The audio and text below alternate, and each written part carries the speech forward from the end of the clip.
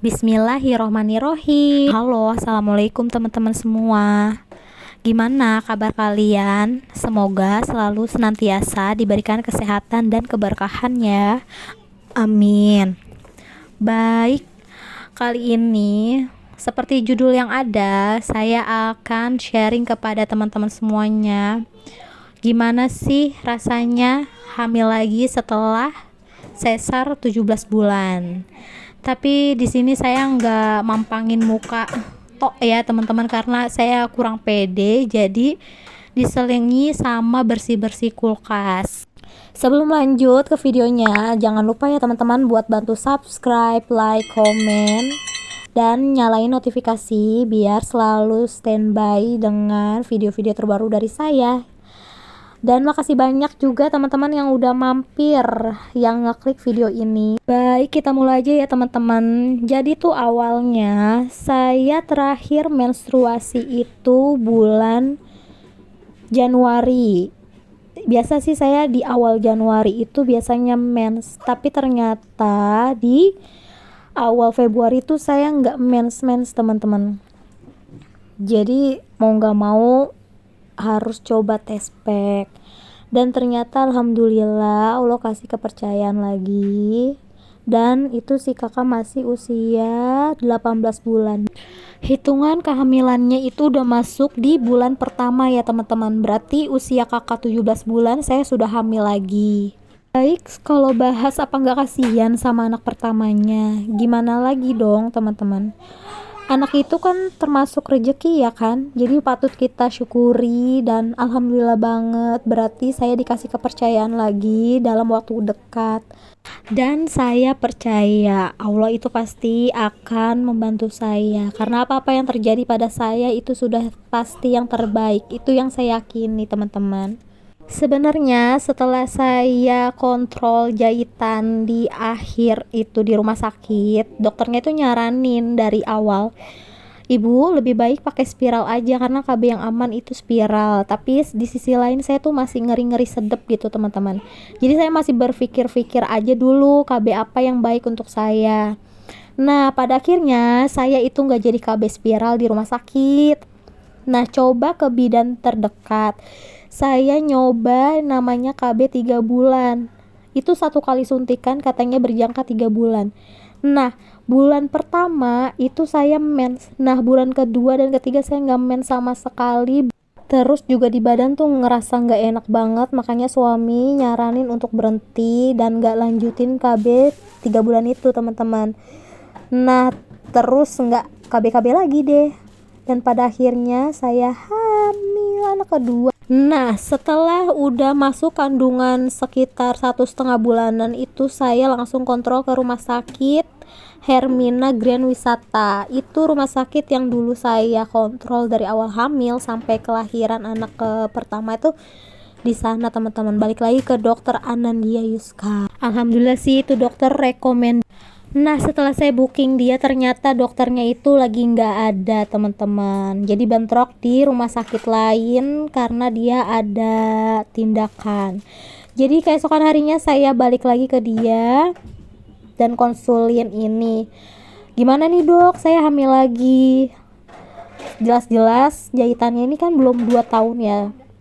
Terus kata dia, tenang aja bu, istri saya aja itu hamil lagi setelah sesar 5 bulan, ibu masih mending 17 bulan, jadi tenang aja, insya Allah nanti jahitannya juga aman, dan pokoknya jangan dipikirin, nanti kita kasih yang terbaik. Nah seketika tuh saya dan suami tuh alhamdulillah banget ya Allah, berarti gak ada resiko apapun dan ternyata aman. Seperti biasa saya kalau konsul itu pasti USG, diceklah detak jantungnya itu alhamdulillah bagus. Seusainya dikasih deh vitamin buat selama kehamilan.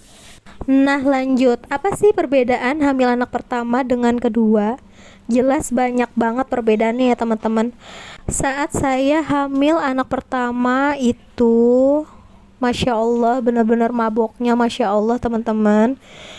Dan dari postur tubuh juga, karena mungkin katanya hamil anak pertama kan semuanya masih pada kenceng ya teman-teman, jadi gak kelihatan kalau saya tuh hamil. Tapi tetap alhamdulillah itu saya maboknya cuman sampai bulan keempat udah normal-normal aja. Terus rajin bebikinan teman-teman, entah kue atau masakan, itu rajin banget sampai detik-detik mau lahiran.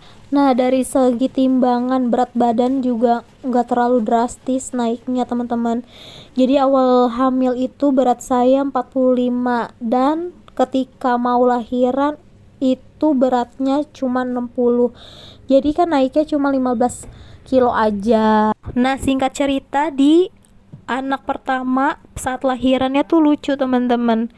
Saya tuh kontrol terakhir tanggal 18 Juli 2020 itu kekeh banget pengen normal, dan dokternya itu menyarankan kalau misalnya kakak mau normal itu harus bikin surat perjanjian. Ketika nanti ada sesuatu yang tidak diinginkan seperti kebutaan atau masalah pada mata saya, karena mata saya itu minusnya tinggi banget ya teman-teman, dokternya juga nggak berani kalau misalnya minusnya itu di atas 5, karena berhubungan saya tuh minusnya udah 7. Saya sudah menandatangani surat perjanjian itu dan berniat keesokan harinya pengen ke dokter mata. Tapi qadarullah, ya Allah, pada malam 18 itu saya ngalamin yang namanya kontraksi hebat. Saya nggak bisa tidur semalaman, bener-bener sakitnya luar biasa. Oh, ini yang namanya kontraksi hebat gitu.